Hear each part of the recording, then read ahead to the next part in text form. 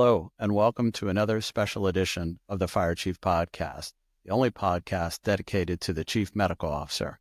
I am your host, Dr. Lee Scheinbart, and this podcast generally brings you stories and wisdom from some of the best CMOs in healthcare today. The CMOs that will be featured on this show face some of the toughest challenges in healthcare today, and they will share with you their insights about the role and the responsibilities that come with the title.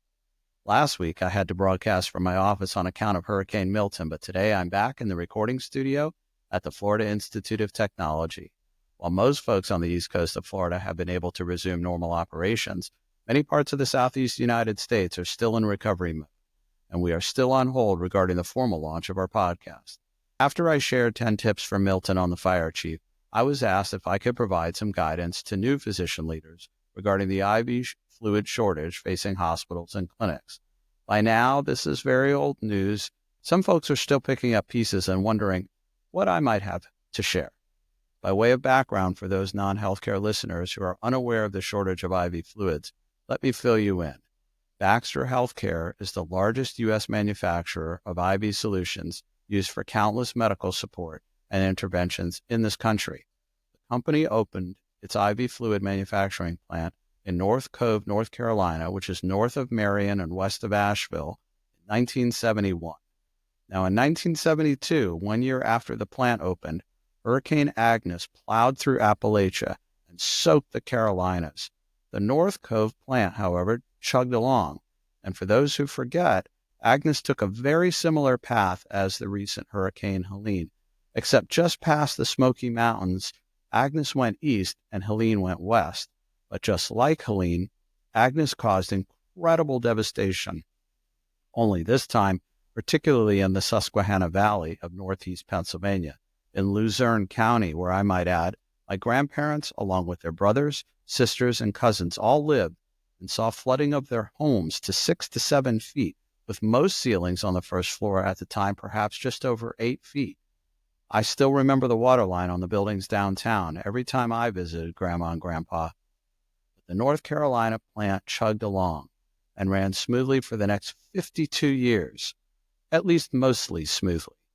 10 years ago, in 2014, the Washington Post and Time magazine both reported, in long since buried stories, that the U.S. manufacturers of IV fluids had told the FDA that due to supply disruptions on plant shutdowns for routine inspections and upgrades, coupled with a worse-than-average flu season, there would be supply disruptions and serious strain on the supply of IV solutions. When hospitals were asked at that time about their response, they, for their part, reported a significant jump in price, with bags costing 5 or 6 times more than they had prior to the shortage. Shocking? Perhaps. Price gouging? Probably. But before your blood boils over these little tidbits, fast forward to 2017, when Hurricane Maria blasted Puerto Rico and disrupted Baxter's facility there. At that time, the FDA stepped in and worked to alleviate supply chain issues by allowing the import of IV solutions from Baxter's plant in Ireland, along with imports of other supplies from other international companies and locations, all of which fall under the FDA's regulatory authority.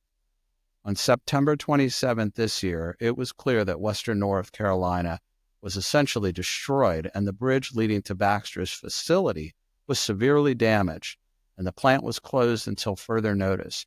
The American Hospital Association sent out an announcement to its members on September 30th, giving them a heads up about the factory shutdown and the potential for supply shortages. The American Hospital Association further said factory manufactures 60% of the country's supply of IV solutions and had been producing 1.5 million bags per day. Baxter notified the FDA, along with its purchasers, to expect to receive only 40% of its usual delivery of IV fluids until further notice. So, before I give you 10 tips for IV fluid shortage management, let me say that if you find these tips helpful, please provide your comments on my LinkedIn site or on YouTube, and I will make the effort to provide tips for you during whatever next incident comes along and particularly closer to real time, provided that I myself am not dodging any Helenes or Miltons coming my way. Okay, for the new CMOs, tip number 1, this isn't anyone's first rodeo, unless of course it is yours. In the past decade, both before and after the pandemic, hospitals have faced numerous supply issues and have developed SOPs to coordinate the efforts to manage any number of supply shortages. And the list, unfortunately, is very long. So if you are a new CMO, talk to your COO and your supply chain people and get on the steep side of that learning curve right quick. Tip number 2, get a head count. Find out who consumes the most IV fluids at your institution. Do it by service line, by specialty, by physician, and delegate someone to provide you a very accurate run rate of consumption ASAP with the detail you need for decision making. This is a patient safety issue and is a priority. It's a priority number 1 for someone in your organization. And in fact, all other work of that person should be suspended until that run rate is completed and the detail work is provided. Tip number 3, know your stock supply. How much IV fluid do you have on hand right now? You shouldn't be surprised, although you might be, that in some hospitals that is not as easily known as it sounds. You want to know every bag and every type of bag, and you want to count, and you want to know where it is. Which storage center is it in? Which truck is it on? Which pharmacy is it in? Which supply closet? Which shelf? And which patient? Delegate this as well, and delegate it quickly. And if you need to, get more people. All hands on deck to understand this. Tip number 4, pull out the playbook. During the pandemic, almost everyone everywhere stopped doing elective surgeries and procedures. And you know as well as I do, surgical teams love IV fluids. So go back and look at your old documents, use the old playbook, refresh it, dust it off. You will need this list.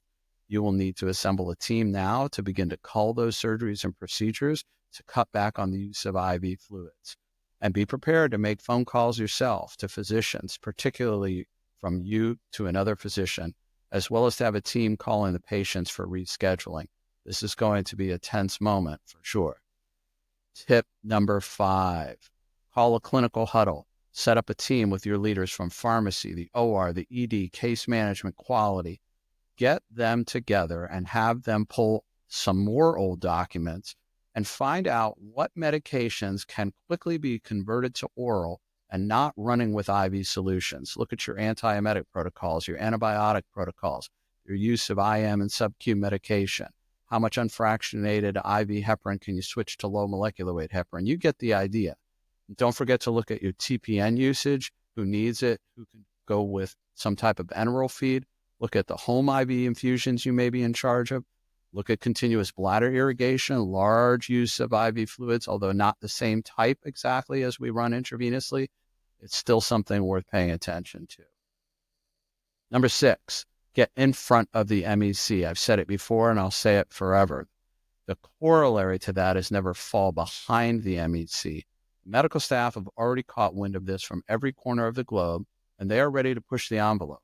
Tell them that you have activated tips 1 through 5 and that you would ask for help, some volunteers from surgery, anesthesia, emergency medicine, critical care, and hospice, and so on, and have them sit down and create lists how they could medically reduce IV fluid consumption and give them a target. Tell them you want to cut it by 60% because your supply was cut by 60%. You would be surprised how much people use IV fluids instinctively and sometimes without any solid evidence. Tip number 7, get it in writing. When you have recommendations from that clinical team and endorsements from the medical staff leadership about the clinical substitutions and or the stoppage or the particular use of IV fluids, which are now under short supply, make sure that they too will sign your emails and the communications that go out to the entire medical staff and the nursing staff. This carries tremendous weight and will go a long way in reducing tensions across your house. Tip number 8, make noise. Get with marketing and communications. Get teams out there with the message you want delivered. Control the narrative internally and externally, and do not let misinformation get traction. Reduce the rumors about furloughs and layoffs again, because or surgical services is now upset that all of their cases are stopping, and they remember what it was like during the pandemic.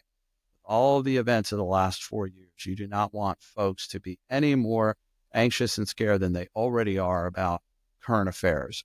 Deliver your message 7 times, 7 ways, on 7 channels, and make sure your PR and communication folks are reading news feeds on the topic relative to IV fluid shortage, and that they're reading it every day from every source they can get their hands on, and then sharing with you in an executive fashion the key items every day so that you're informed of what's going on out there. You don't have time for that. They do, and they can share that with you. Tip number 9, talk to your boss. Talk frequently, talk often. Keep the CEO informed at all times of all of the clinical actionable items, and then ask how you can support the CEO. Does he need a report for the board, for the quality subcommittee of the board, for the Chamber of Commerce? Is the media asking him questions? What are his priorities relative to this and all the other things on their plate? Finally, the last tip, tip 10, stay hydrated. Stay hydrated yourself. Don't get hypovolemic. Don't require a bag of IV saline for yourself. One less bag taken out of supply is one more bag for a critically ill patient. Well, those are the 10 tips to how to manage the shortage of IV fluids. Next week, I will be in Phoenix meeting with chief medical officers from all over the country, some of whom will end up on this show. Stay tuned for those interviews and more. You have been listening to the Fire Chief Podcast, the only podcast dedicated to the CMO. You can watch these episodes on YouTube, and you can also check out our website. And in the words of Sergeant Phil Esterhaus, let's be careful.